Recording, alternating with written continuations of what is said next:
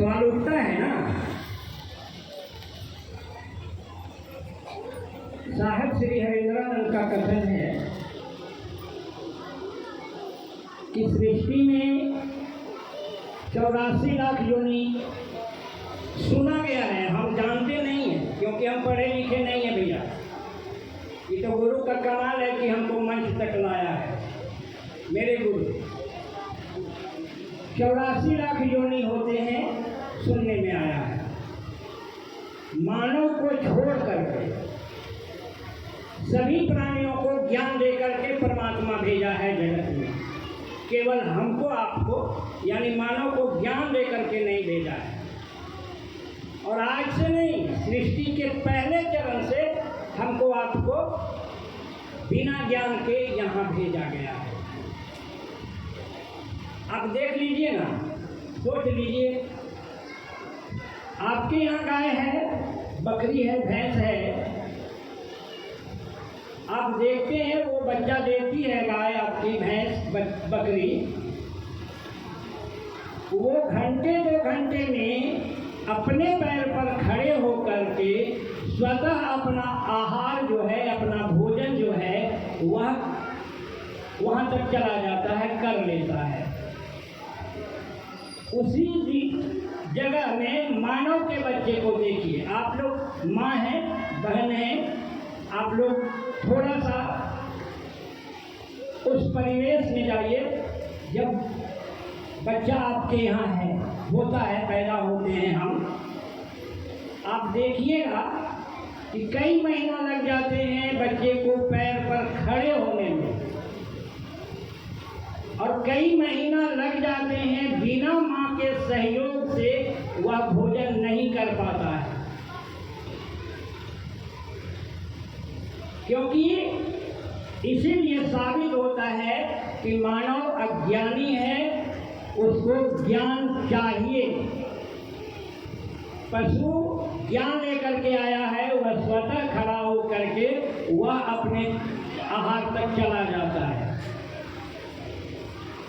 उसी जानवर को आप बहती नदी में फेंक दीजिए, जो कल का बच्चा है, परसों का बच्चा है, 8 दिन हो गया है, उसको बहती नदी में फेंक दीजिए आप, वह हेल करके बाहर आ जाएगा।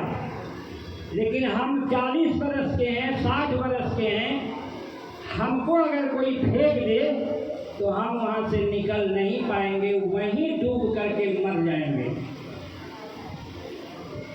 क्योंकि हमें ज्ञान परमात्मा नहीं दिया है, यहाँ ज्ञान लेना पड़ता है। हम जब कुछ दिन के होते हैं, जब होश संभालते हैं, तब मेरी माँ, मेरे परिजन बोध कराते हैं कि ये मम्मी है, ये डैडी है, ये दादा है, ये चाचा है, ये नाना है, ये नानी है, इसका बोध कराते हैं। यानी बोध कराने के पीछे भी गुरु का काम हो गया। जो भी उनको बता रहे हैं वह उनके गुरु हो गए। बच्चा 5 साल का जब हुआ तो उनके शुभचिंतक को, गार्जियन को यह चिंता सताने लगती है कि मेरे बच्चे को अब स्कूल भेजना चाहिए, इसे अक्षर का बोध होना चाहिए। आराम से बैठ जाइए दीदी, जहाँ भी सीट मिले ना बैठ जाइए।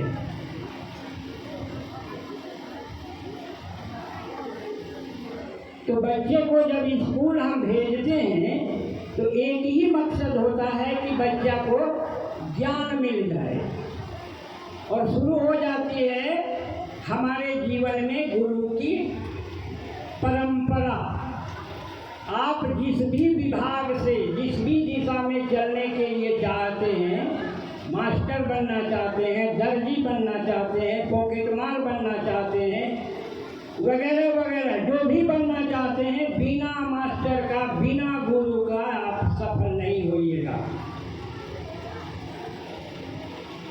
इसलिए हम आप अज्ञानी हैं, हर क्षण हर पल आपको, हमको गुरु की आवश्यकता है।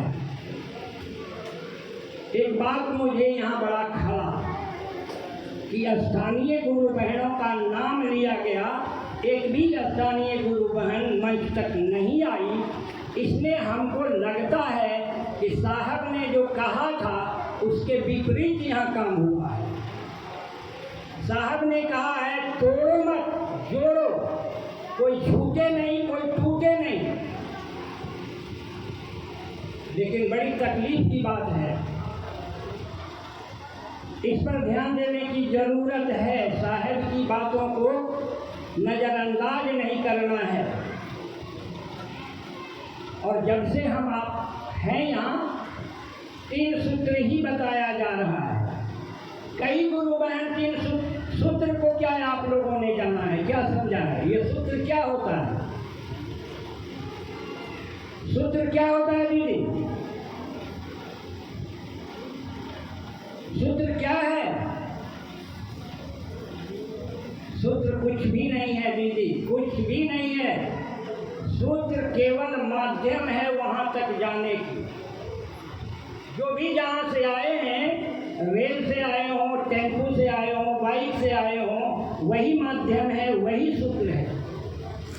उसी तरह आपके गुरु शिव तब होंगे जब आप उनके तक ये सूत्र को अपना के जाएंगे। साहब स्पष्ट लिख दिए हैं शिष्यानुभूति में, शिष्य बनने के 3 विधा है। शिष्य के दिशा में चलने के लिए ये सहायक सूत्र है। आप इसके माध्यम से जा सकते हैं गुरु तक। पहले आप शिष्य बनेंगे तब न दीदी आपके गुरु शिव होंगे। शिष्य का मतलब क्या होता है? गुरु के आदेश पर जो अपने आप को ढाल दे, यानी अनुशासित जो रहे, वही शिष्य कहलाते हैं। जिनके अंदर विनम्रता आ जाए, झुकना आ जाए, समझना आ जाए, उसी को शिष्य कहते हैं। इसके विपरीत अगर करते हैं और कहेंगे कि मैं 3 सूत्र करती हूँ, करता हूँ, तो ये आपकी ईमानदारी और जिम्मेदारी है, गुरु की नहीं। ये आपकी ईमानदारी और जिम्मेदारी है कि मैं 3 सूत्र कर रहा हूँ कि नहीं कर रहा हूँ। और ईमानदारी और जिम्मेदारी तो आपके जीवन में जरूरी है। जीवन का कोई भी वर्क हो, कोई भी काम हो, उसमें ईमानदारी और जिम्मेदारी होना चाहिए। साहब यहाँ लिखा हो, देखिए वहाँ बैनर में लिखा है, क्या लिखा है? आओ चले शिव की ओर। साहब श्री हरिंद्रानंद का इशारा है। वह क्रम बंद हो गया कि लोग आपके दरवाजे दरवाजे जाकर के कहेंगे कि शिव को गुरु बनाइए। अब वो बात नहीं है। अब आपको यह करना है कि मैं पूरे विश्वास के साथ अपने वर्क को अपने काम को पूरा करें ईमानदारी से। इसका समय आया है। और साहब आपके पीछे हैं, आपके आगे हैं, आपके दाएं हैं, आपके बाएं हैं। अगर उनके कहे हुए शब्दों को, कहे हुए वाक्यों को अगर अपने जीवन में उतारें तो मेरा जीवन कल्याण हो सकता है। गुरु के नित्य क्रिया का ध्यान नहीं देना है। गुरु जो कहते हैं उस पर अमल करना है, उस पर ध्यान देना है, उसको अपने जीवन में उतारना है। गुरु करते क्या है इस पर ध्यान नहीं देना है मेरे ख्याल से, क्योंकि मैं पढ़ा लिखा नहीं हूँ भाई, स्पष्ट मैं बोल देता हूँ। गुरु जो कर रहे हैं, मान लीजिए कि गुरु आपके यहाँ के हैं गांव के, और गुरु अपना नित्य क्रिया कर रहे हैं तो वही हम भी करें, ऐसा नहीं। गुरु जो आदेश दिया है उसका पालन हमारा कर्तव्य बनता है, जिम्मेवारी बनती है। साहब ने क्या कहा? साहब को जो मिला है, क्या मिला है?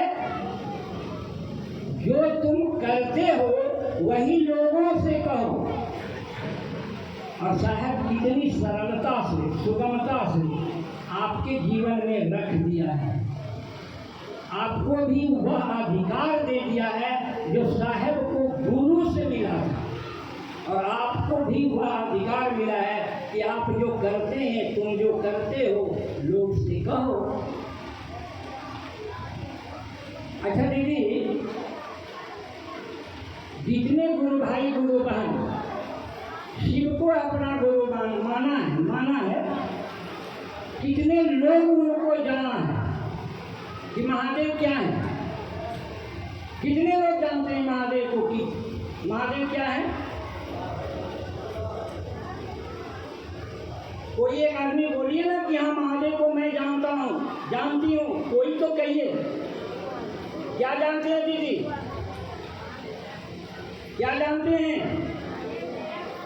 महादेव आपके गुरु नहीं है, वो तो जगत के गुरु हैं। ये जानना नहीं हुआ।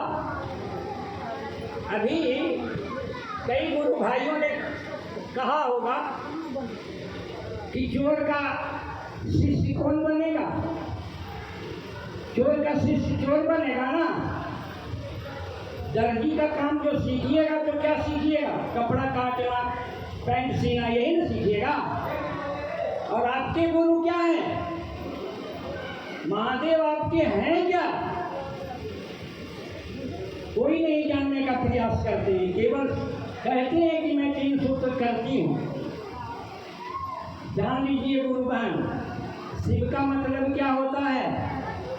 शिव का मतलब होता है कल्याण करने वाला, और आप उनके शिष्य बन रहे हैं। आपके जीवन में भी कल्याण करने की भावना होनी चाहिए। शिव का मतलब क्या होता है? शिव दयालु होते हैं, करुणा के सागर होते हैं शिव, कृपा के सागर होते हैं शिव, जिनको आप हमने गुरु माना है दीदी।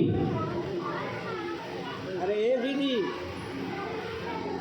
इधर सुनिए ना, इतना बढ़िया काम करने आए हैं और सुनिएगा नहीं तो पीछे तो पछताना पड़ जाएगा ना। शिव का मतलब होता है दीदी कि वो दयालु हैं। आप कितनों गड़बड़ काम कर रहे हैं, आपका वो कल्याण चाहते हैं, लेकिन आपके कर्मों का फल भी वही देते हैं। रावण की तरह जितना अन्याय किया सहते गए, आखिर में उसके कर्मों का फल मिला कि रहा न कुल में रोवन हारा। नहीं, क्यों? इसलिए कि उन्होंने गुरु नहीं किया था। संसार का आधिपत्य बन गया था, मालिक बन गया था जगत का, देवताओं का, सभी का, लेकिन वो अपने जीवन में गुरु नहीं बनाया था, इसलिए उनकी कुल का नाश हो गया था। और हमारे गुरु शिव हैं, कल्याणकारी हैं, दयालु हैं, कृपालु हैं, करुणा के सागर हैं। हम आप उनके शिष्य बनने चले हैं दीदी भैया।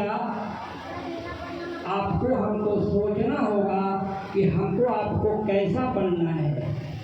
बड़ी विनम्रता से मैं हाथ जोड़ करके कहूँगा कि आप करुणा के सागर हैं। माँ है ना, माँ तो करुणा की सागर होती ही है,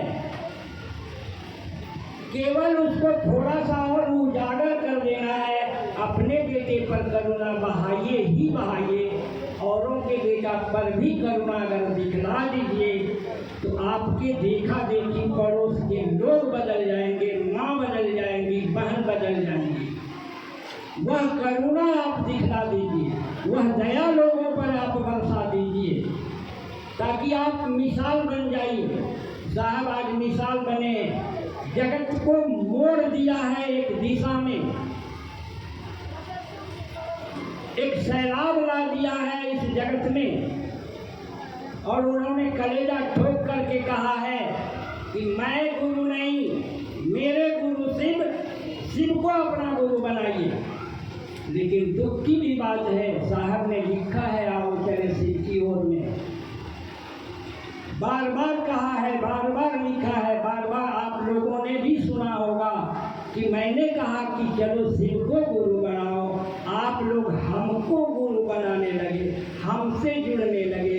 भैया दीदी, किसी भी मानव से आपके गुरु शिव हैं, शिव के दिशा में चलिए। आप जहाँ भी रहें आपके गुरु शिव हैं, मैं आपका कोई नहीं हूँ, मेरे भी गुरु शिव हैं।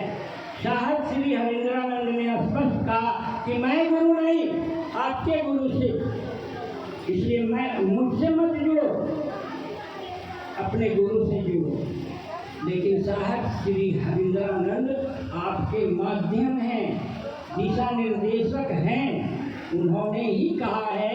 तो आज हम आप उस जगत के दिशा को छोड़ करके और परमात्मा के दिशा में जा रहे हैं। चलिए इन्हीं शब्दों के साथ मैं अपनी चर्चा को साहब जी के चरण में रखते हुए अपने साहब गुरु के चरणों में पुनः आप सभी गुरु भाई गुरु बहनों के चरणों में मेरा प्रणाम।